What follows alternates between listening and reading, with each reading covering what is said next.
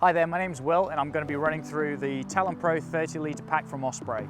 So the Talon and Tempest series have been around for some time now, but for this year Osprey released the Pro model, which sits right at the top using the NanoFly fabric, which is actually a descendant to the same fabric that they use on the Levity lightweight pack in their range. They've increased the denier, made it a little bit more durable and applied it to this, making it the sort of top of the line pack in their Talon series. It's ideal for scrambling, day hiking. You could even put in a real lightweight kit in here for overnight stuff as well. 30 litres can actually be quite ample space if you're sort of wild camping or doing any solo micro adventures. You could easily fit in a bivvy and a stove and a night's worth of food. But starting from the top, you've got a zipped bucket lid, so offers the best of both worlds really. So you've got the zip and security of a panel loader, but then you've also got the accessibility of a top loader. Into the main compartment, you've just got interior mesh storage, so you can pop a guidebook in there, or you can put your first aid or whatever you might want to have near to hand.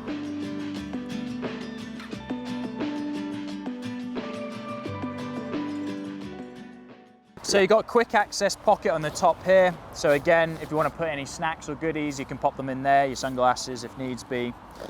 In between the back sheet, in between the back panel and the main body of the pack, you've also got the hydration sleeve. So keep it on the outside in case you have any condensation buildup.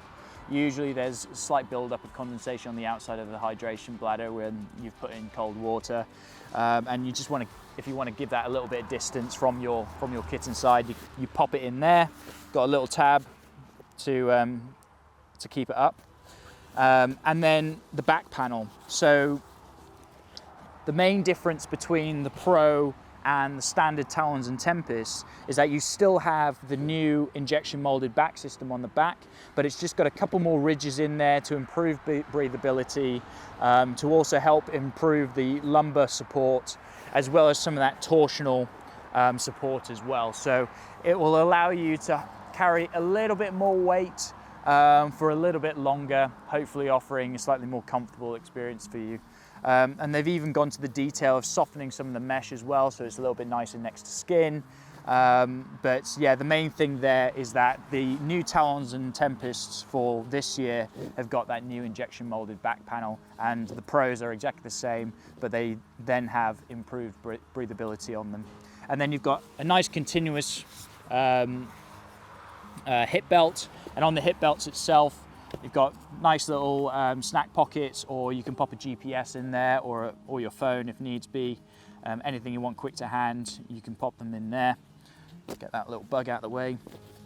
You've also got some handy storage pockets on the shoulder straps, so big enough to pop some snacks into, and if you really wanted to stretch them out, you could add a push, pop in a phone if you wanted to, but they button up quite nicely, nice and small, and then some additional loops here, again, if you wanted to pop a radio on there or whatever it might be.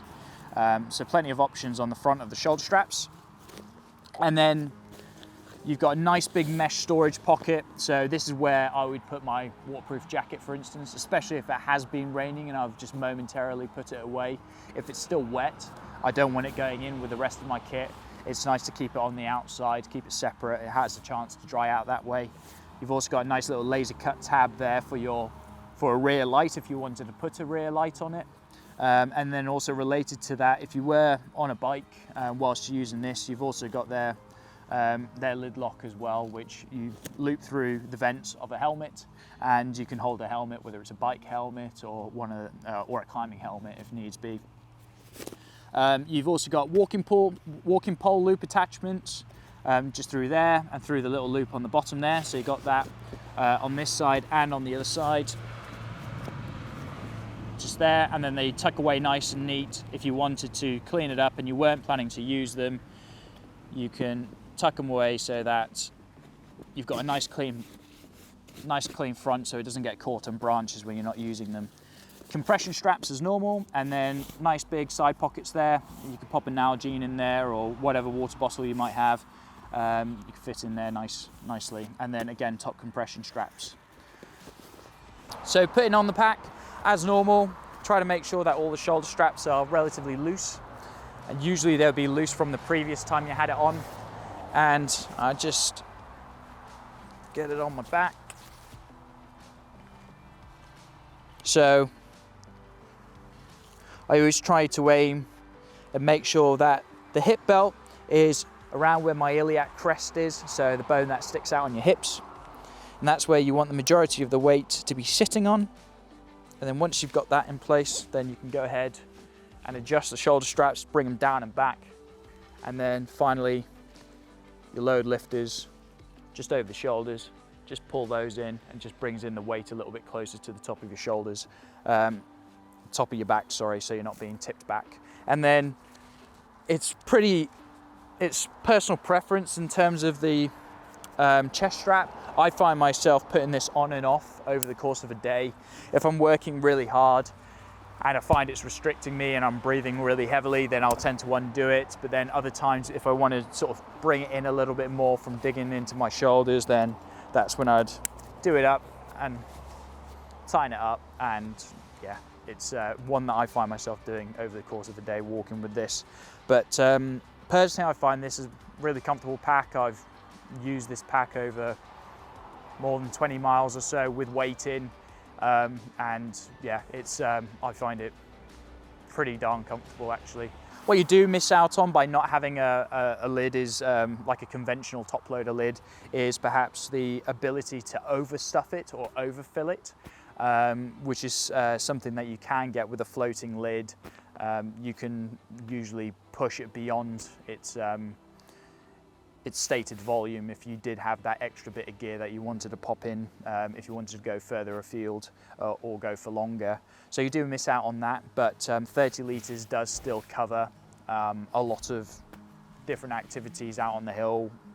Again, whether it's day hiking in summer or day hiking in winter, or really lightweight excursions, overnight stuff, 30 litres should be enough for most of those things. Also, just on the zips, you've got highly water resistant zips as well. So you've got the laminated zips, which gives you again some really good water resistance to prevent huge levels of water ingress.